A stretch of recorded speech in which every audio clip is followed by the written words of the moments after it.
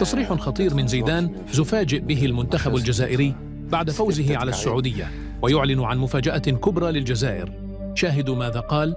ولكن قبل نبدأ، لو أنت محب وفخور بالمنتخب الجزائري فيرجع الإعجاب بهذا الفيديو، ولا تنسوا أن تعطروا فمكم بذكر لله والصلاة على رسولنا الكريم. بعد الانتصار الكبير للمنتخب الجزائري على السعودية ب2، وبعد ليلة اهتز فيها الشارع الرياضي العربي، فجر زين الدين زيدان أسطورة الكرة العالمية تصريحاً غير مسبوق عبر إذاعة فرنسية كبرى، تصريح قلب موازين النقاش وغير خريطة المستقبل للكرة الجزائرية.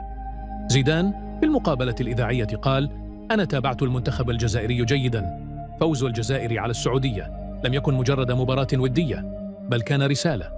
الجزائر تدخل إفريقيا في المغرب كمنتخب منافس قوي منضبط، وهذا المنتخب قادر على استعادة اللقب كما فعلها بأسطورة في مصر 2019.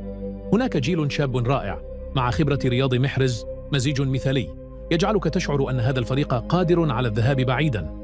أقولها بصراحة، أعطوا فقط العدالة للجزائر وستصل إلى النهائي، واتركوا المنتخب يلعب دون مؤامرات أو أخطاء تحكيمية وستشاهدون فريقاً لا يقهر.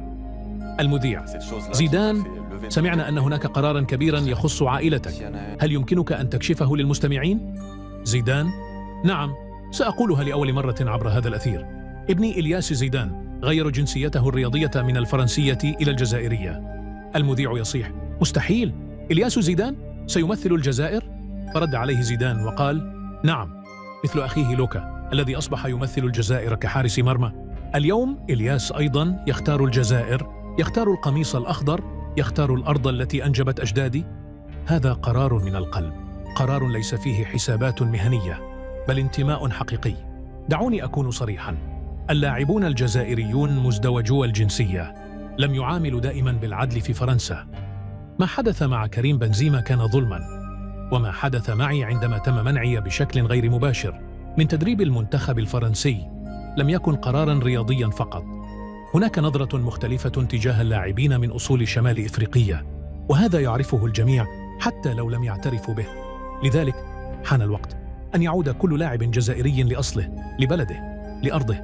سأقوم بحملة توعوية لكل اللاعبين الجزائريين مزدوجي الجنسية في أوروبا. سأتحدث معهم، مع أسرهم، مع وكلائهم، وسأقول لهم: الجزائر تستحقكم، والجزائر تحتاجكم، والجزائر بلدكم.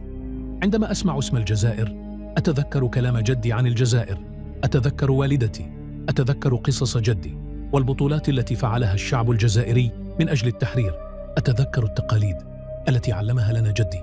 أنا لم أنسى الجزائر يوما، ولم أنس أصلي، ولن أنساه حتى آخر يوم في حياتي. أبنائي يعرفون تماما أن دمهم جزائري، وهذا شرف لنا. وأعلن أيضا أنني سأحضر بطولة إفريقيا 2025 في المغرب.